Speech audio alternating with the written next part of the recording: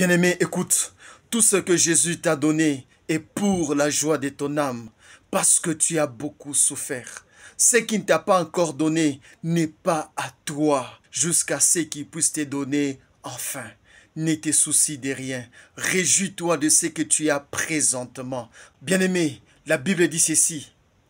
Les choses cachées sont à l'Éternel, notre Dieu. Les choses révélées sont à nous et à nos enfants à perpétuité. Bien-aimé, réjouis-toi. Tu peux te demander, de quoi est-ce que je peux me réjouir? D'abord du souffle de vie que tu as. Réjouis-toi. De quoi est-ce que tu peux te réjouir? Des enfants que tu as. Réjouis-toi. Du job que tu as. Réjouis-toi. De la vie que tu as. Réjouis-toi. Bien-aimé, la Bible dit ceci.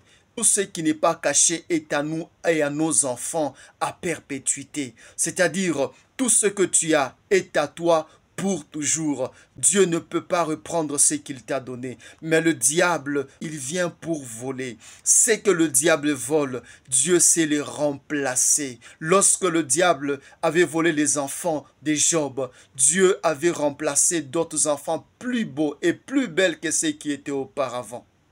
Lorsque le diable avait volé la richesse de Job, la Bible dit ceci, Dieu avait retourné 2 fois ce que Job avait perdu.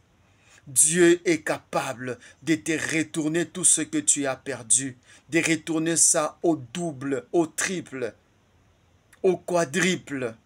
Il suffit simplement de garder la joie de ce que tu as présentement.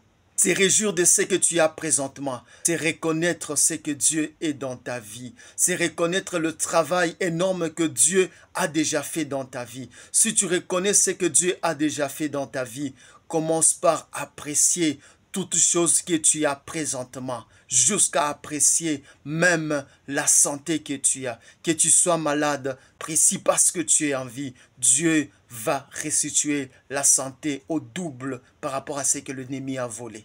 Bien-aimé, ta joie ou ta satisfaction n'est pas dans ce que tu n'as pas, n'est pas non plus dans ce que tu veux, mais ta joie, ta satisfaction est dans ce que tu as maintenant. Si ta joie et ta satisfaction est dans ce que tu n'as pas, bien-aimé, quand tu gagneras ce que tu n'as pas, ta joie sera éphémère parce que ce que tu gagnes aujourd'hui est l'ombre de ce que tu n'as pas.